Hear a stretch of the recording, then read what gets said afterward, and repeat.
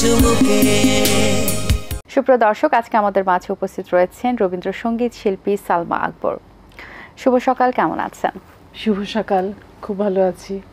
এবং আপনাকে পেয়ে আমাদের অনেক ভালো লাগছে, এবং স্পেশালি আজকের এই বিশেষ দিনে বাংলা সাহিত্যে এবং সঙ্গীতে কবিগুরু রবীন্দ্রনাথ ঠাকুরের অবদানের কথা আমরা সকলেই জানি।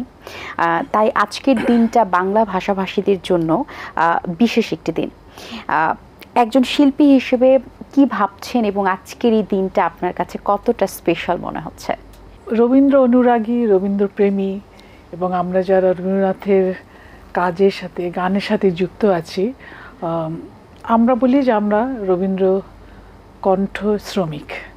আমরা রবীন্দ্রনাথের কাজের সাথে সম্পৃক্ত আছি এবং কাজ ছড়িয়ে দেওয়ার জন্য আমরা কাজ করে যাচ্ছি।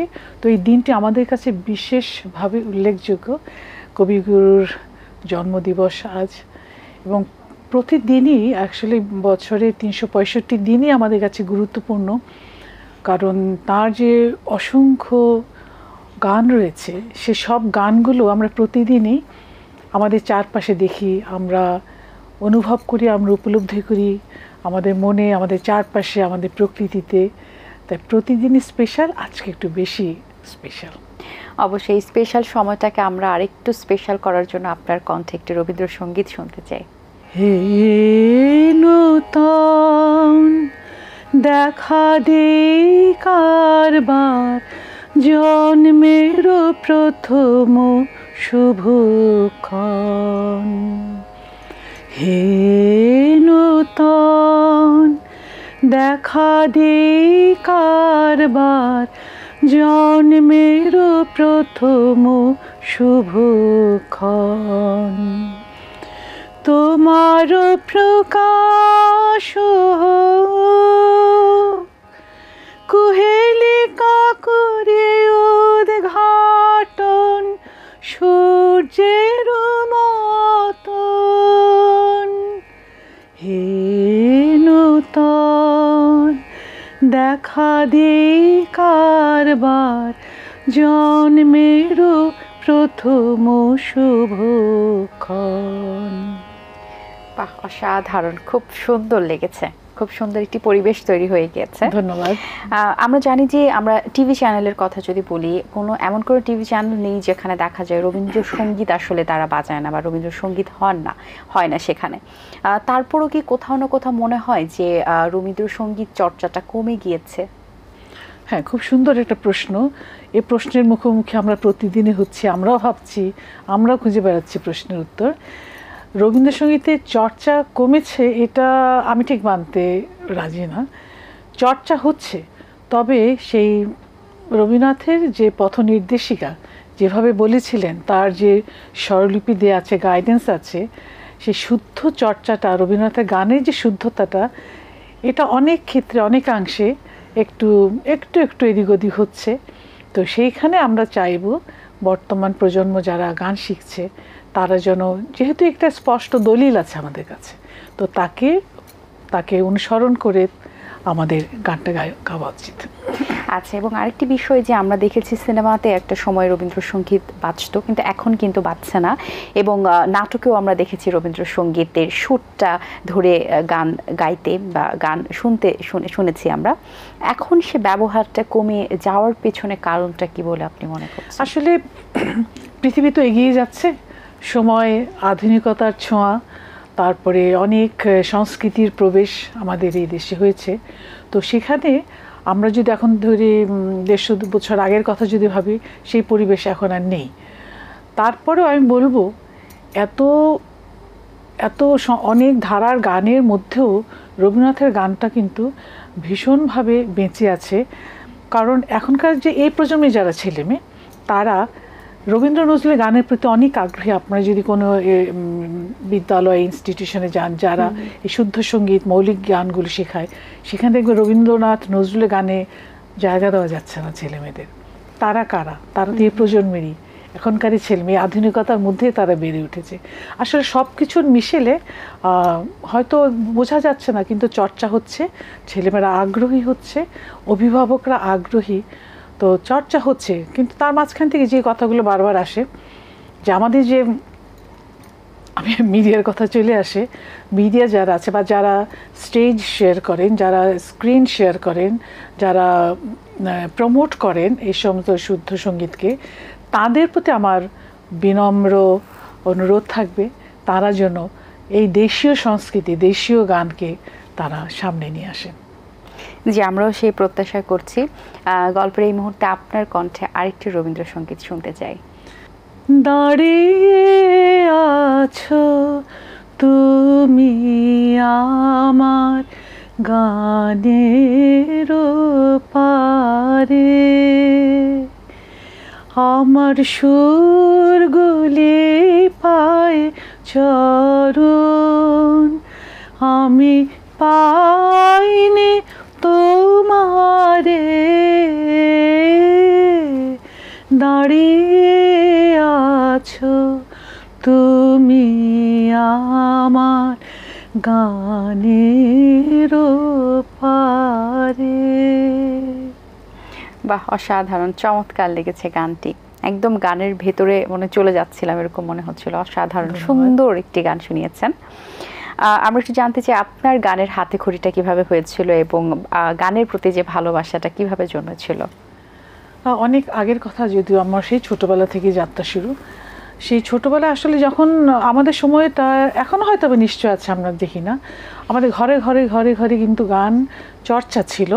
সেটা গান চর্চা ছিল আমাদের, আমি যে ধর্মে, সে ধর্মীয় চর্চা ছিল। তো শুধুমাত্র যে শিল্পী হব বা গায়িকা হব এই লক্ষ্য নিয়ে নয়, আমি না কোনো বাড়িতেই কিন্তু না, এটা একটা সামাজিকতার, এটা একটা কেবল আমাদের একটা রীতিনীতিই ছিল। খেলাধুলা শিখবে, গান গাইবে, নাচবে, রান্না শিখবে, স্কুলে স্পোর্টসে পার্টিসিপেট করবে, সব কিছু মিলেই কিন্তু আমাদের জীবন ছিল।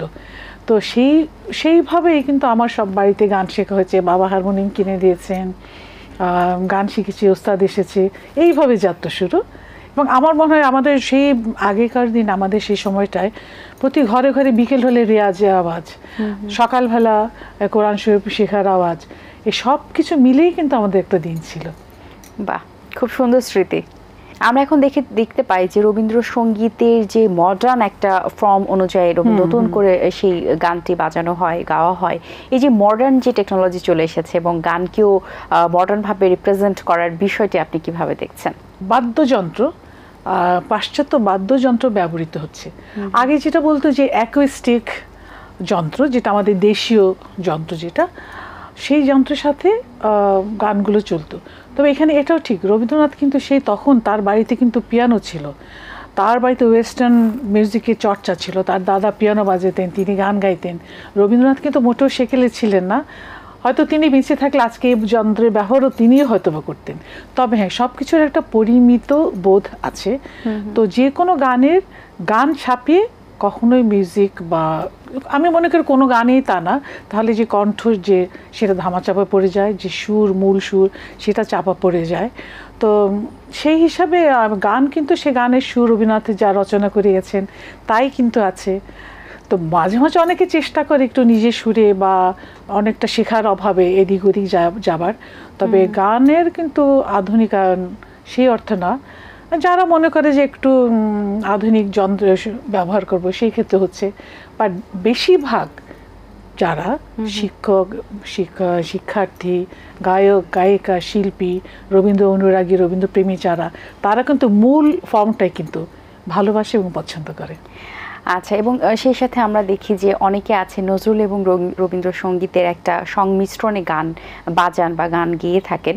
এই বিষয়টি আপনি কিভাবে দেখেন? এটা শুধু নজরুল রবীন্দ্রসঙ্গীত নয়, এটা যে কোনো আমাদের যে লোকজন গান রয়েছে বা অন্যান্য গানের সাথে এটা একটা মানুষ একটু ভাবে যে নতুন কিছু করি, তো এগুলো একটা ভাবনা থেকে নতুন কিছু হতেই পারে। তবে এগুলো কিন্তু টেকসই হয় না, বা কি বলতো, লং রানে এটা টিকে না।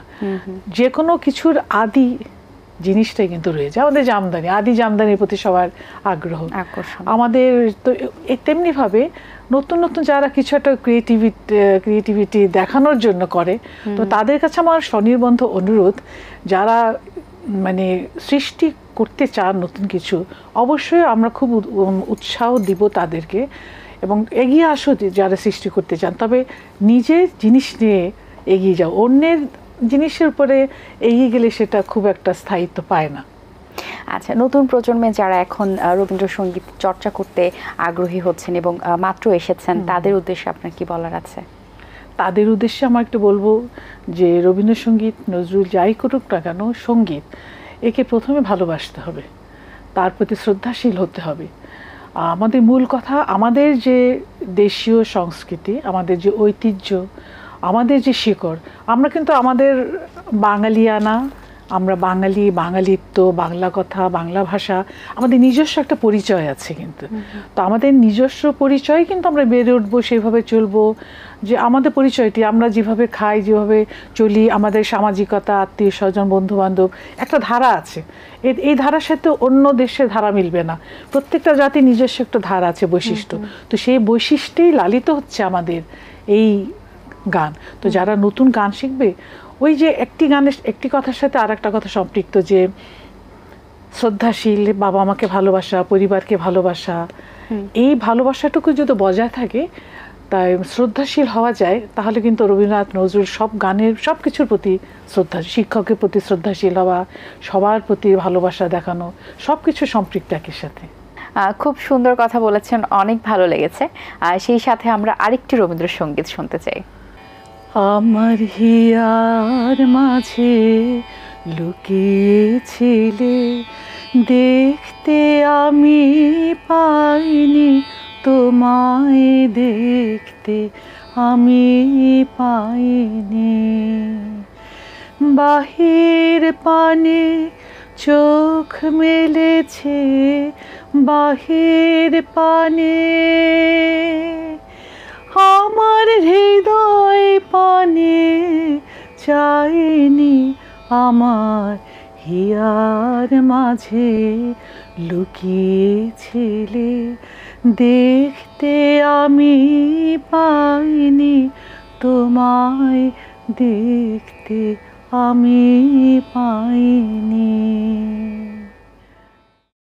এখন কাজ নিয়ে কেমন ব্যস্ততা চলছে? যে আমি এবং আমার স্বামী শিবগান করেন, আমাদের চারপাশে আমাদের একই মনোভাবের আমরা যারা আছি, রবীন্দ্র, ওই যে বলেছি আমরা কণ্ঠশ্রমিক, তা আমরা চাই যে শুধুমাত্র গান গাওয়াই আমাদের একমাত্র উদ্দেশ্য নয়। আমরা চাই যে গানের জন্য একটা অনুকূল পরিবেশ তৈরি করা, গানের প্রতি আগ্রহী করা। গানের জন্য আমরা একটা প্ল্যাটফর্ম তৈরি করেছি, রবীন্দ্রসঙ্গীত শিল্পী সংস্থা। এবং সেই শিল্পী সংস্থাতে আমরা যারা প্রতিষ্ঠিত এবং নতুন, সকলকে আমরা আমন্ত্রণ জানাই।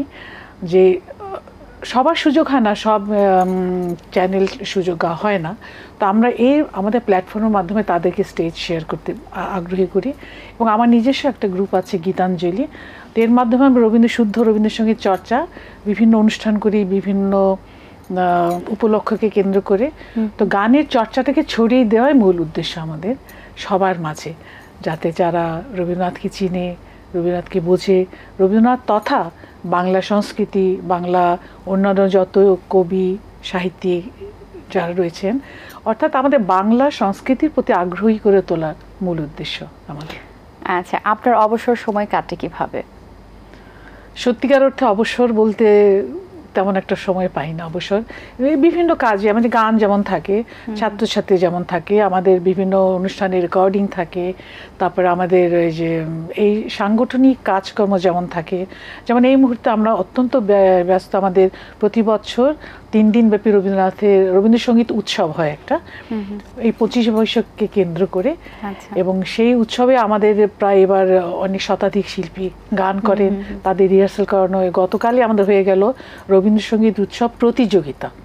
একটা প্রতিযোগিতা হলো আমাদের যে প্রতিষ্ঠাতা সভাপতি কলিম শরাফি, তারও শতবর্ষ, সেই উপলক্ষে আমাদের যে এই সমস্ত নানা কর্মকাণ্ডে আমাদের দিন অতিবাহিত হয়। আচ্ছা, আর কি কি প্ল্যান আছে আজকের দিনে কবিগুরু রবীন্দ্রনাথ ঠাকুরের জন্মদিবস উপলক্ষে? আজকে আরও অনেক কাজ আছে, আমার লাইভ প্রোগ্রাম আছে, ছায়ানটী উৎসব আছে, রবীন্দ্রসঙ্গীত সেখানে গান আছে।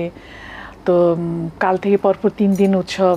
গত কয়েকদিন আমার বেশ কয়েকটা লাইভ প্রোগ্রাম গেল, রেকর্ডিং গেল, এই সব মিলিয়ে আমরা রবীন্দ্রনাথকে নিয়ে আছি।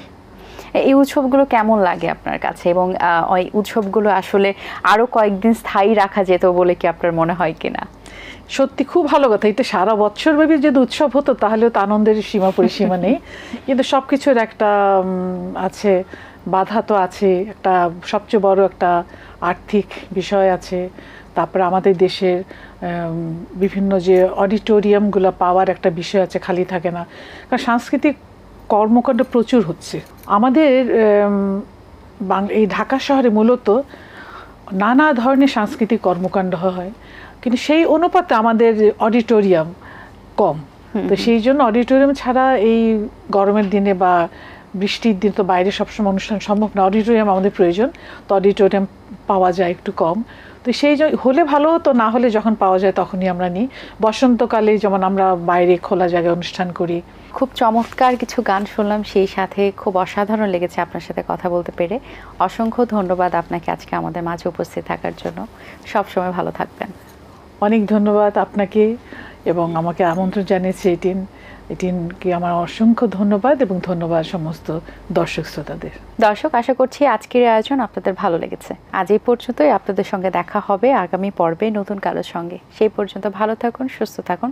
আল্লাহ হাফেজ। দিন আসে দিন যায়, সময়টা চলে যায়, তবু আছি এই বেশ ভালো।